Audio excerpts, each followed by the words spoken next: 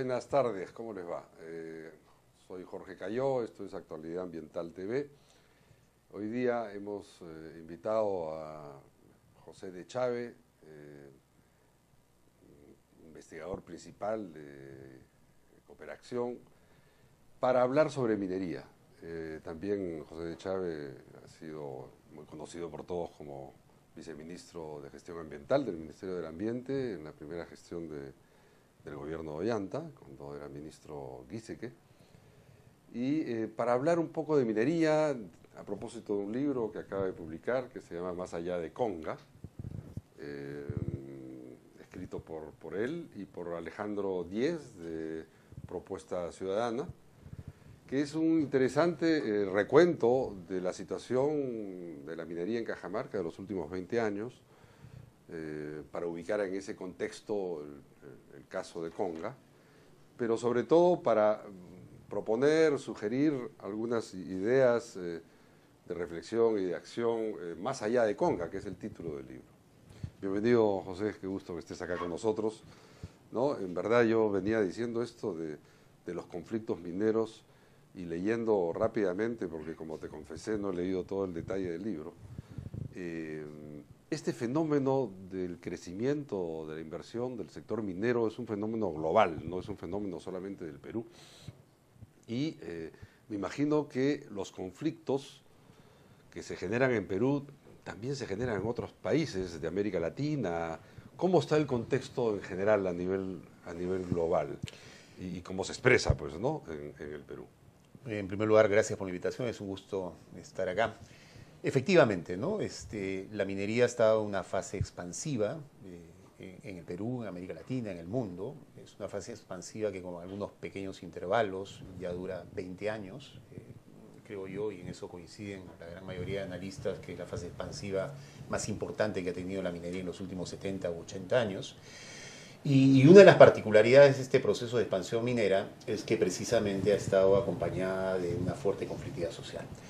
Y como bien lo decías, esto no es una exclusividad de Perú, de América Latina. Hay un reciente informe del Programa de Naciones Unidas para el Medio Ambiente que da cuenta que el 40% de los conflictos internos, los conflictos que se producen en los países, tiene que ver con la explotación de recursos naturales, sobre todo minería, hidrocarburos. Es decir, es un fenómeno global que, sin duda alguna, también el Perú es un buen ejemplo de esa situación. Como nos lo recuerda la Defensoría todos los meses, el Perú se ha convertido desde hace un tiempo en un país donde la mitad de los conflictos sociales son conflictos socioambientales, en la gran mayoría de los casos vinculados a actividades extractivas como la minería, ¿no? Claro. Y en verdad, en cada país se expresa de manera distinta, en cada región se expresa de manera distinta, y tiene que ver un poco con varias cosas. De alguna manera, algunas de ellas las señalas.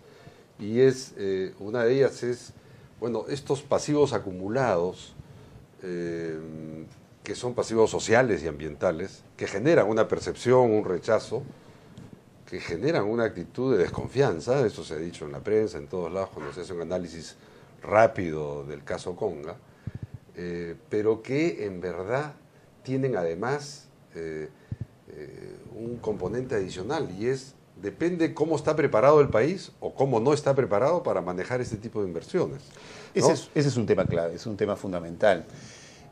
Conga creo que es un conflicto emblemático. Yo creo que va a haber un antes y un después, y creo que esa mirada es una lectura además que intenta ser positiva. Conga se da en una región, si hay que ponerle fecha al inicio del boom de la minería de los últimos 20 años en el Perú, es 1993, en la entrada en producción de minería de Yanacocha, ¿no? Antes de Yanacocha, los principales productores de oro eran los lavaderos de oro. Antes de Yanacocha, la producción de oro en el Perú no era importante, no era significativa, y en 1993 se inicia este boom de la minería que ya dura 20 años. En una región como Cajamarca, que es una región que era predominantemente rural, sigue siendo predominantemente rural, muy vinculada a las actividades ganaderas, pero además, y volviendo a este tema que señalaste, los pasivos, en una región donde si uno habla de pasivos ambientales mineros, lo primero que uno se le viene a la mente es Hualgayoc, ¿no? En una región, claro, donde, si bien no había gran minería, pero sí había una tradición de una minería, digamos, de la peor manera, ¿no? Y con pasivos ambientales no solucionados. que incluso no tienen dueño y que han tenido que ser asumidos por el Estado. Entonces, esa carga que arrastra la minería, sin duda es una carga que todavía está muy presente y que forma parte de estos pasivos ambientales, pero también pasivos sociales, ¿no? Esta percepción, y en eso Alejandro Díez, que es antropólogo, ha desarrollado este tema de las percepciones como elemento fundamental para entender la conflictividad social y esta imagen que todavía persiste de la minería, ¿no? Como una actividad contaminadora. Ahora, lo interesante también del libro es que es un primer esfuerzo por tratar de entender y enmarcar este proceso que lo hemos sufrido todos. Y digo sufrido porque como que nadie ha ganado en esto, ¿no? Hay una sensación de frustración de todas las partes, a pesar de que los que se hayan opuesto al proyecto puedan de alguna manera decir, bueno, algo hemos ganado. Pero en el fondo, incluso creo que lo señalas también en el libro, aquí nadie gana cuando el país no está organizado, por lo menos en algunos puntos esenciales que también se señalan, y es ordenamiento territorial y una programación del desarrollo, un plan. Si Cajamarca hubiese tenido ordenado todo, aunque tenía su zona económica, su zonificación, ¿no? Sí. Su zonificación, pero si hubiese tenido claramente cuál es su plan de desarrollo, no solamente en el papel, que pudo haberlo tenido, sino internalizado de alguna manera con los líderes locales, tanto distritales, regionales. Entonces el tema de la minería se insertaría en un contexto.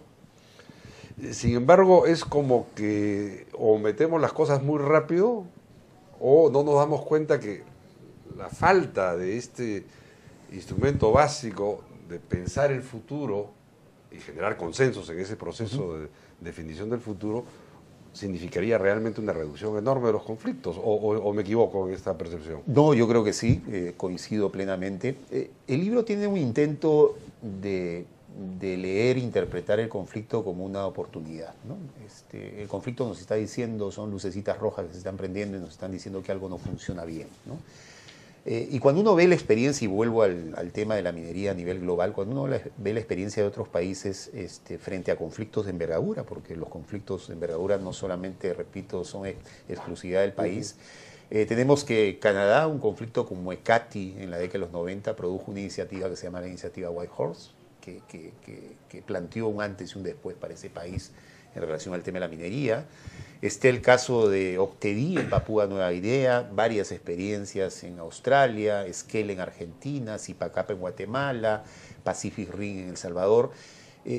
La lectura de los países frente a estas situaciones de conflicto, que también fueron situaciones muy duras, fue precisamente mirar el conflicto como una oportunidad, para ver qué está funcionando bien, qué no está funcionando bien, qué instituciones no están haciendo bien su tarea, qué nuevas instituciones se necesitan, qué instrumentos de políticas públicas ya están de repente desfasadas y necesitan actualizarse o complementarse con algunas otras. Esa lectura frente al conflicto, y más aún frente a un conflicto como el de Conga, yo creo que es la que necesitamos en el país. Ahora, yo creo que hay que ser positivos. Me da la impresión que algo de eso está ocurriendo, ¿no? Yo creo que me da la impresión que, por ejemplo, el nuevo Sistema Nacional de Certificación Ambiental, creo que es una criatura de Conga, lo que se ha hecho en materia de comenzar a ver los estándares de calidad ambiental para el tema de suelos, toda esta iniciativa que ha tenido el Ministerio de Ambiente frente a los temas de las cuencas amazónicas, la declaratoria de emergencia del Pastaza, fortalecer la fiscalización ambiental, creo yo, son algunas iniciativas que me da la impresión que son importantes y al mismo tiempo hay que saludarlas y hay que reconocerlas. Que ojalá que marquen una tendencia y después podamos decir, efectivamente, después de Conga Claro, ha habido un avance sustantivo de las reglas del juego, ¿no? y que sea una tendencia no de un sector, ¿no? Sino de multisectorial. Ahora, en este caso hay una comisión multisectorial. Hay una comisión multisectorial que se creó el 4 de julio y que ha producido un informe y una serie de recomendaciones que tiene 4 ejes, pero estás tocando un punto que a mí me parece fundamental y que en el día de la presentación lo conversábamos con el ministro del Ambiente, con Manuel Pulgar Vidal, que la sensación que a uno le queda es que hay mucha voluntad de parte del Ministerio del Ambiente y la gran interrogante es si finalmente esa voluntad se va a traducir en una voluntad política de parte de todo el Ejecutivo y vamos a ver un Ejecutivo sintonizado en estas reformas que me da la impresión que son necesarias, ¿no? Lo que pasa es que, y yo de alguna manera cotidianamente tengo mi trabajo en el sector también empresarial y veo cómo es que las lecturas son tremendamente simples, las lecturas de los conflictos. O sea, la gente simplifica mucho y rápidamente ubica al que se opone en una posición política, ideológica, no le da la razón, tiene argumentos para eso, porque muchas veces la oposición no se convierte o no se sustenta en argumentos técnicos. No, ¿por qué? Porque no existe conocimiento probablemente de los propios recursos naturales y de sus propios ecosistemas, porque no hay una información pública tampoco desarrollada o digamos a la mano de todo el mundo para saber qué está pasando, cómo es tu territorio. Es decir, los peruanos como que no conocemos nuestro territorio, y si tú eres un empresario que no eres de Cajamarca, tampoco lo conoces. Ahora, obviamente, y eso sí es verdad, las empresas cuando invierten en una zona hacen una prospección y un análisis de la zona, no solamente geológica, no solamente vinculada al recurso natural, sino hacen un análisis y ahora cada vez más. Y tienes razón, esto de que las lecciones de Conga tienen que llevarnos a sacar, digamos, lecciones para avanzar en lo mejor. ¿Tú crees que requerimos mayor diálogo a partir de propuestas y posiciones como esta, que de alguna manera permita cambiar ideas entre el sector empresario, entre estos, digamos, apasionados por los recursos mineros energéticos como la llave salvadora del desarrollo del país? ¿Está pasando eso? ¿Hay diálogo o no hay diálogo? En primer lugar, yo creo que es necesario, ¿no? Creo que no está pasando como la situación nos obligaría a que esto se dé. Porque finalmente este documento sobre Conga es una mirada particular, específica, unilateral desde nuestra ubicación. No pretendemos estar diciendo que tenemos la verdad absoluta, pero finalmente el reto que tenemos como país es cómo generamos consensos frente a un tema que genera debate, polémica. El Perú ha estado discutiendo si Conga va o no va un año. Conga se ha traído abajo 2 gabinetes, no es poca cosa, sobre todo el primer gabinete que tenía 5 años en ejercicio del gobierno. Primera vez que en América Latina ocurre eso, ¿no? Que un conflicto minero se trae abajo a todo un gabinete. Y básicamente a nivel internacional también, sin es duda, un caso emblemático. Lo que muestra la influencia en la agenda de debate y en la agenda política del país. Pero yo creo que hay un tema fundamental. ¿Hay agendas ilegítimas? Seguramente las hay, ¿no? Y yo creo que hay que señalarlas, hay que denunciarlas, pero si nos quedamos únicamente en el señalamiento de la agenda ilegítima, de la agenda subalterna, y no entendemos que detrás de los conflictos sí hay una agenda legítima que el país, el sector, el ejecutivo, el gobierno, y también los que formamos parte de lo que hoy en día se denomina como la sociedad civil, si no nos obligamos a identificar esa agenda legítima y sobre esa agenda legítima trabajar, yo creo que no estamos aprovechando lo que los conflictos nos están diciendo y no estamos viendo el conflicto como una oportunidad. Entonces yo creo que es una tarea fundamental salir de esta suerte caricatura del debate donde todo es ilegítimo, ¿no? O sea, unos mienten, otros, o sea, ¿no? Cada uno se echa... Así es. Y esta simplificación de los conflictos, porque además otra cosa que creo que es importante, los conflictos no son homogéneos, no todos son iguales. Digamos, Conga no es igual a Espinar, Conga no es igual a Quellaveco. Tenemos conflictos de rechazo, de resistencia a la minería, pero también tenemos conflictos de coexistencia, de convivencia, ¿no? Espinar creo que es un excelente ejemplo de eso, donde ahí la gente no está diciendo que la minería se vaya, lo que está diciendo es si te quieres quedar 20 o 30 años más, bueno, negociemos una suerte de nuevo acuerdo social, una suerte de nuevo contrato social. Y ahí social. El Estado también ha actuado de alguna manera un poco más multisectorial, en el sentido si se requieren hacer mediciones y monitoreos de cómo está el estado de la cuenca o de la situación, creo que se acaba de hacer un esfuerzo. Lo importante es ver, ese es un instrumento para ver si en torno a esa verdad objetiva pueden empezarse a generar lazos de confianza. Así es. El peritaje, por ejemplo, en el caso de Conga, generó lazos de confianza porque era de alguna manera una reacción técnica para tratar de demostrar desde el Estado la verdad que el Estado quería decir que tenía o que la empresa tenía, ¿no? Sí, fue una salida en su momento, digamos, que iba más allá de las reglas de juego. No hay que olvidarnos que Conga ya tenía un estudio de impacto ambiental aprobado. Esa es una diferencia de este conflicto de Conga con los otros conflictos emblemáticos que han habido en el país, Tambo Grande, Cerro Quilich, Tía María, Río Blanco. En todos esos casos no había estudio de impacto ambiental aprobado. En el caso de Conga ya había un estudio de impacto ambiental aprobado y por lo tanto el Estado tenía que ser muy respetuoso de esa situación y tenía que buscar algunas alternativas que tenían que ser además dialogadas. El tema del peritaje fue una de las primeras recomendaciones que en el informe del Ministerio del Ambiente se hizo y finalmente fue aceptado entre otros por la empresa.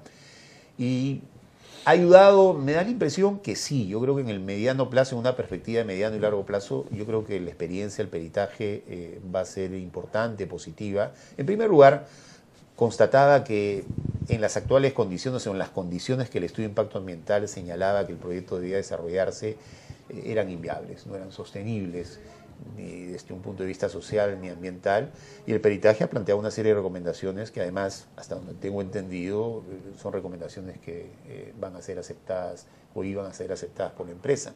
En todo caso, forma parte, me da la impresión, lo de Espinar, lo de Conga, lo de Quellaveco, de un proceso de aprendizaje que está en curso, y que seguramente se va a traducir en algunas iniciativas, en un conjunto de normativas que o en la construcción de la propia institucionalidad.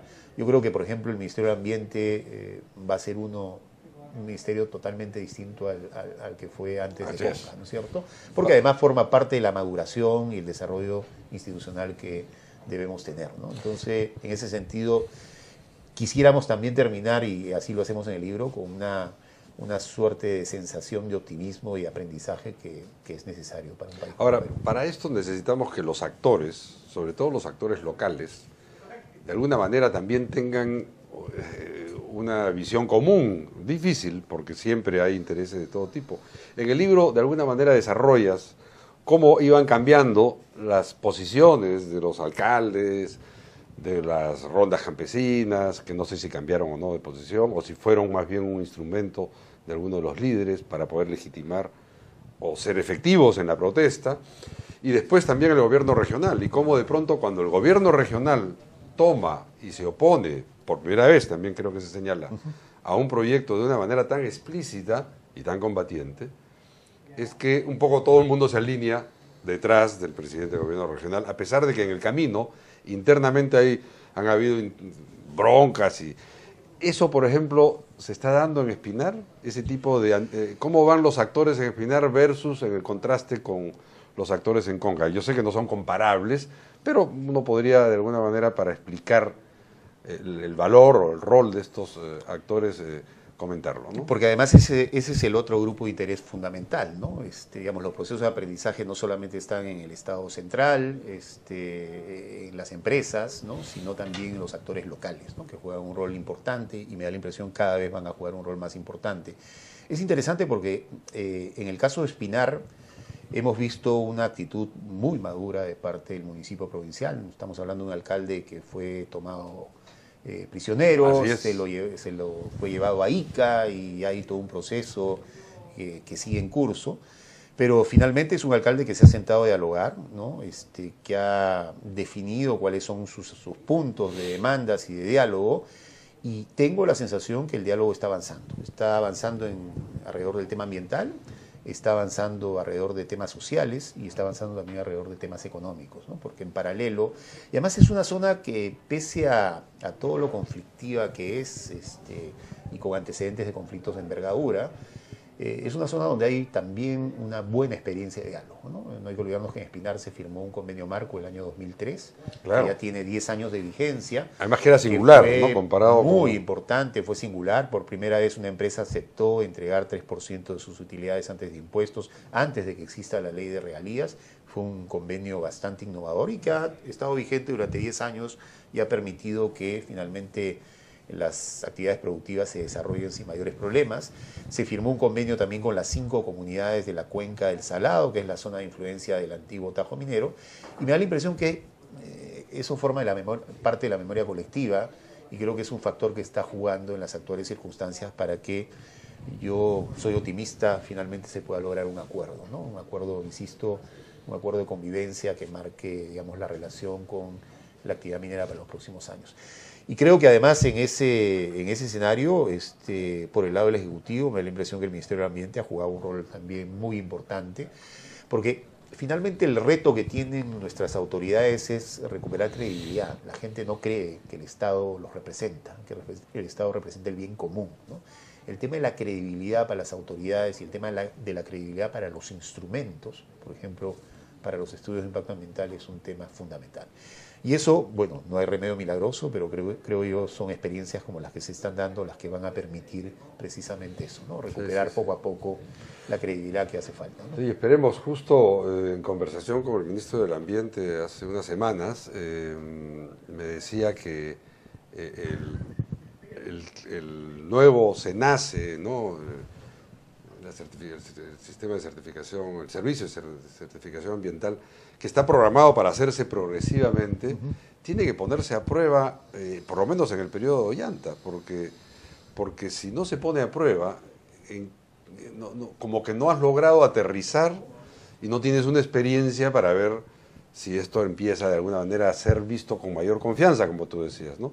Porque en verdad los estudios de impacto ambiental en el mundo, ¿no?, se convierten en una especie de eje para el diálogo, para la discusión, en donde todos aportan, critican, ¿no?, discuten y, en todo caso, como ahora se está proponiendo además, llegan a exigir compensación ecológica, o sea, biodiversidad por biodiversidad, cuando ya en verdad el impacto no va a poder ser remediado, no va a ser, entonces tú tienes que de alguna manera restaurar, ¿no?, lo afectado.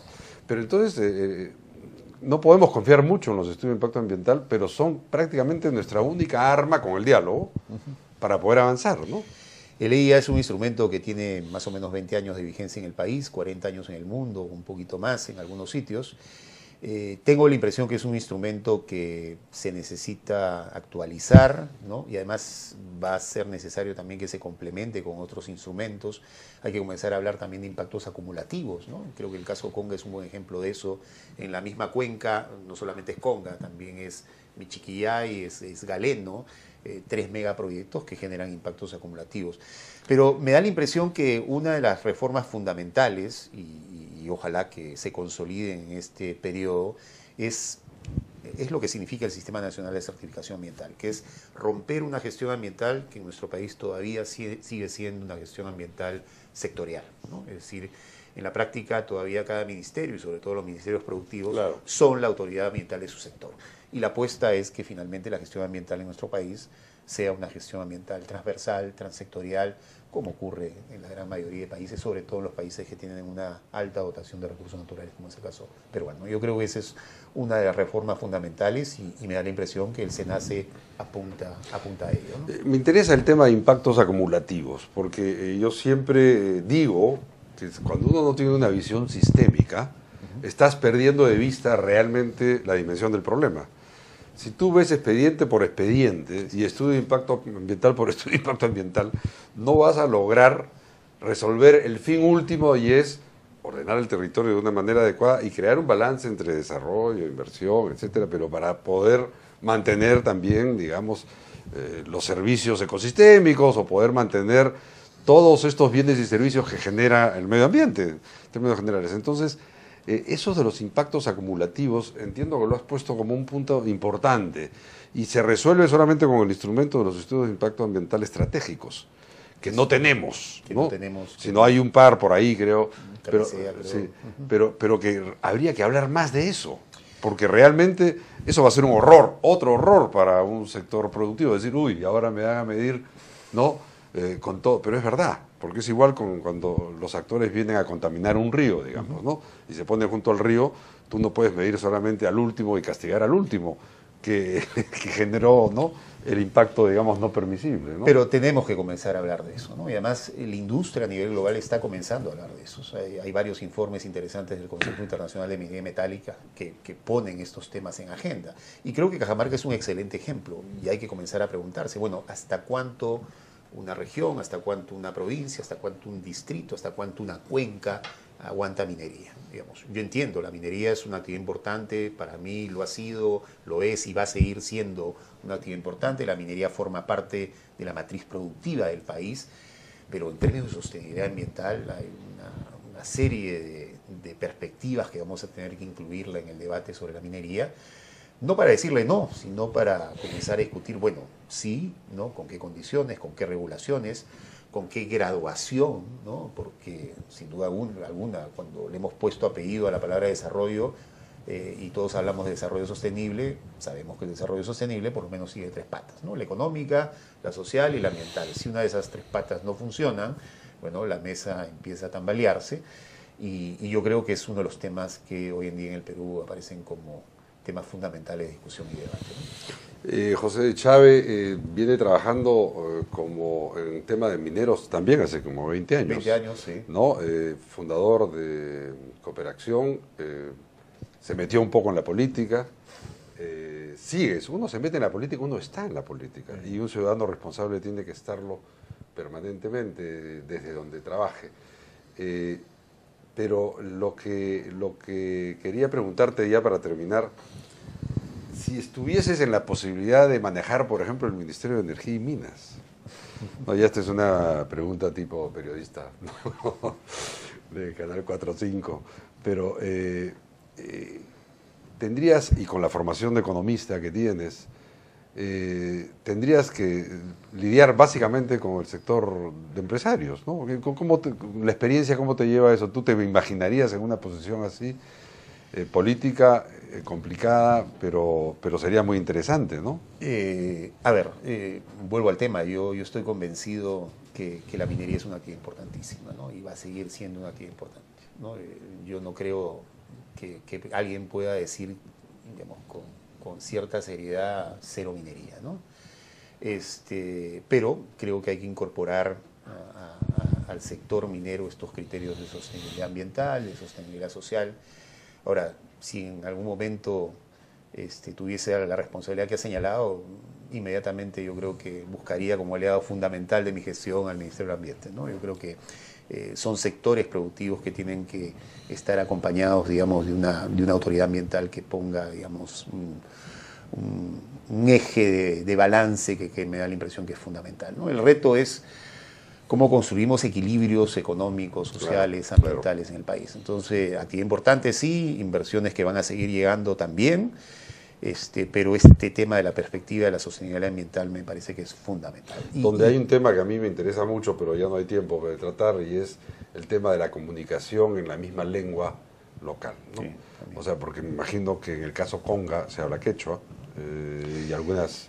No sí. Todos, bueno, hablan español casi todos, sí. pero las poblaciones, las que están ahí en el terreno y haciendo la guardia, probablemente su lengua materna sigue siendo el quechua, ¿no? Pero además este lenguaje complicado, sumamente técnico que tienen los estudios de impacto ambiental y la información que genera la minería, que al margen de si es quechua, si son quechua hablantes las comunidades o no, es una barrera enorme que hay que comenzar a superar, ¿no? Claro. Siempre he escuchado que la minería tiene que construir distintas viabilidades, la técnico-productiva, la ambiental, la financiera, pero la social hoy en día es fundamental para el sector, ¿no? Bueno, muchas gracias, José, ha sido un placer conversar contigo, muchas gracias a todos. Estamos con ustedes entonces de nuevo en Actualidad Ambiental TV el próximo lunes a la misma hora. Hasta luego.